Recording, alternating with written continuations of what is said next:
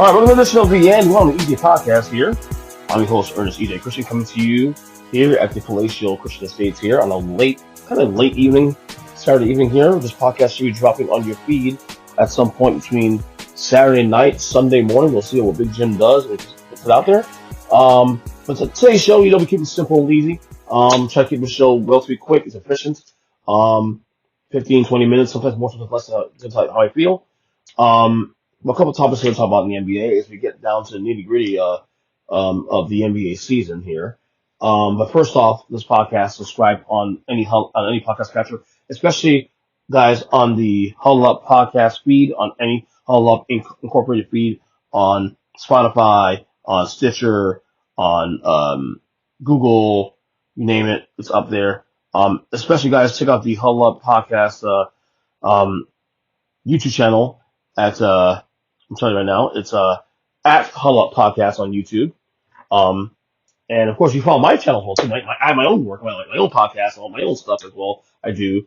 You can check out as well on the at my YouTube page at at youtube.com/Ernest Christian. So let's keep it short and sweet here today because I got a lot of things I get to do. I got a long weekend still ahead of me. So first things first. Last week on the show we discussed Joel Embiid and the Sixers missing him, and maybe you ever heard any updates on Joel Embiid when he's come back and all this good stuff.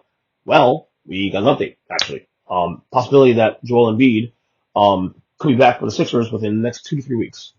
Now the question is going to be now going forward is that when he comes back, will there be enough time between him and the playoffs, him returning in the team to the playoffs?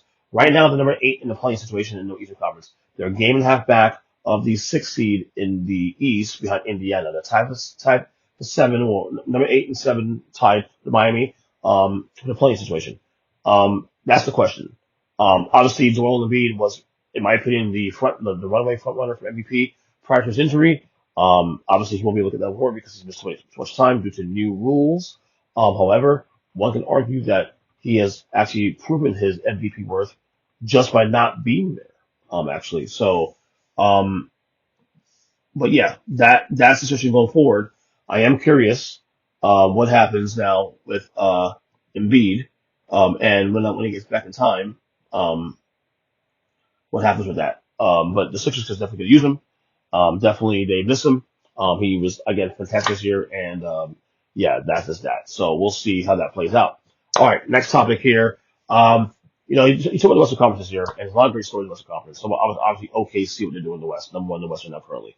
Minnesota, what they've done this year. Obviously Nuggets are the defending champions and still sustaining. The Clippers have a really good year with James Harden in tow. We got a lot of really, really cool stories. But kind of feels like for me that no one is talking about the New Orleans Pelicans.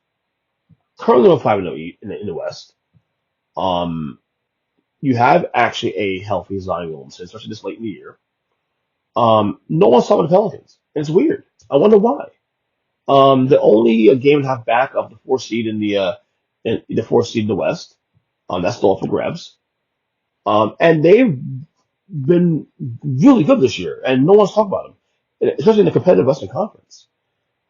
Again, how healthy Zion too, especially, which would have been the thing we've been praying for as NBA fans. Again, a healthy Zion Williamson. And you know when he's healthy. We knew when he was healthy, this is a team that could be dangerous. Last year, before he got hurt and missed the rest of the season, they were number 1 seed in the West, and then was it late December, he gets hurt and he missed the rest of the year. You're seeing the value. I'm just surprised no one's talking about the guy. That's what surprises me. That no one's talking about the guy. So, but it's good to see this. It's a really good story. I wish the media would pay a little more attention to it. No one's really paying attention to this team. Yeah, so hopefully, we'll see if this team, actually, gets some more respect as it gets to his final weeks of the NBA season. All right, tape number three. Yeah.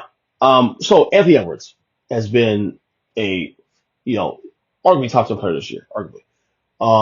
And he's been phenomenal this year. And a lot of talk about Anthony Edwards, comparing Anthony Edwards, like who does he remind you of? And a lot of people say that Anthony Edwards reminds them of a young Michael Jordan. Now, obviously, you hear things like that, like everybody's saying, wait, you can't do that. You can't just compare Michael Jordan to this guy. But the key phrase here is a young Michael Jordan. And I remember I watched some old Jordan tape, and I watched Everett again, and honestly, I can see it. I can see the young Jordan um, attributes, if you will. The guy is fearless. The guy is quick. The guy is an acrobat on the court, a high flyer. Um, and again, guys, a lot of people don't really remember. People remember Jordan's 6 rings and the more efficient player with the mid-range shot, getting the three when he needs to, the whole nine.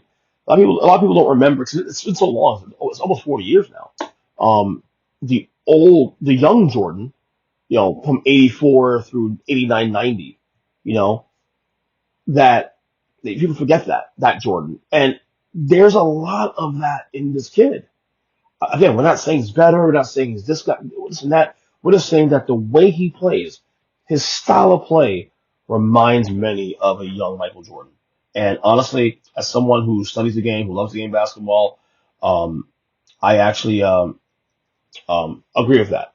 So, yes, Anthony Edwards absolutely does remind me of a young Michael Jordan.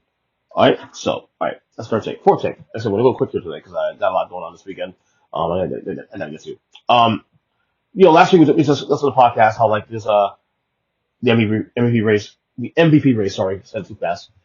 Is really a 2-man race in my opinion. Tier 1, 2 guys: SGA, Shai Alexander, and Nikola Jokic.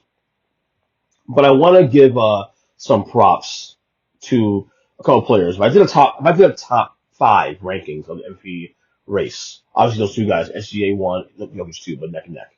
Um, just 3 other guys that I believe should at least get some recognition. Obviously, Jason Tatum, what he's done in Boston this year. They have far and away the best record in basketball this year. Um, some people say that he should be taken more seriously in the top 2 conversation. I disagree with that. But that's just me. Then you got Anthony Edwards as well too. I just mentioned about Anthony Edwards. He's another guy, especially now considering he's missing guys. He's missing Gobert.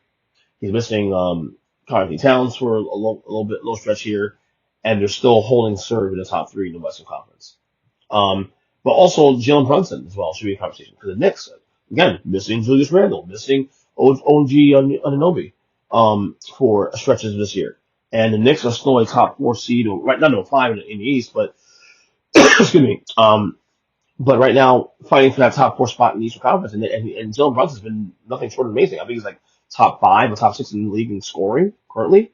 I mean, again, no one had this kid being this good again. So I just want to give some shout outs to these 3 guys: Anthony Edwards, Jason Tatum, and Jalen Brunson, guys who I believe are not necessarily in the tier 1 conversation with SGA and Jokic, but at least guys that are actually should get some love as guys who would be in the MVP race 3 to 5. So that's that. All right, finally, last thing we get out of here. Coach of the Year race. Coach of the Year. Again, I think this is only a 2-man race. I think the guy in OKC, Mark Dagnall, should be considered for Coach of the Year. Again, the Thunder are right now number 1 in the West with 14-ish games to go. So definitely him. And the other guy I believe should be getting Coach of the Year love, honestly, is Jamal Mosley in Orlando. This Magic team, we knew we'd be better this year, but we didn't think we'd be this good. Honestly, I think honestly this is a closer race. Like I'll give it to Dagnall because OKC now is winning 50+ games currently. I know we knew we'd be good, not this good, but I think what Jamal Mosley's doing in Orlando, especially in a conference that's actually really improved, is phenomenal. Right now, they are number 4 in the Eastern Conference now. Currently, as of recording, that could change tonight. We'll see. But what he's doing is amazing. I will go Dagnall 1 and Mosley 2. I was saying too also that if the only way for what's his face in Boston, let me get his name real quick, make sure I get it right. 'Cause I know his name, but I forgot his. Joe Mazzulla, thank you, Joe Mazzulla. For Mazzulla to have a serious crack at Coach of the Year, the Celtics will have to win north of 65 games, and they would have to pretty much run the table to get to that point. And I don't know if they'll do that, but they're definitely on their way to winning 60 plus easily. Um, but yeah, right now my two-man race in the Coach of the Year bid is Mark Dagnall in OKC, and then Jamal Mosley in Orlando. So those are my Coach of the Year candidates right now. Really two-man race there. So that's that. And that'll do it for this somewhat abbreviated episode of the N1 podcast with EJ. On Twitter for me, of course, EJ57. So all my work, of course, you can my link tree at linktree.com/Ernest Christian. My YouTube page, of course, especially at youtube.com/Ernest Christian. So that's fast. Other than that, guys, enjoy your weekend, and we will talk to you guys soon. Take care and see ya.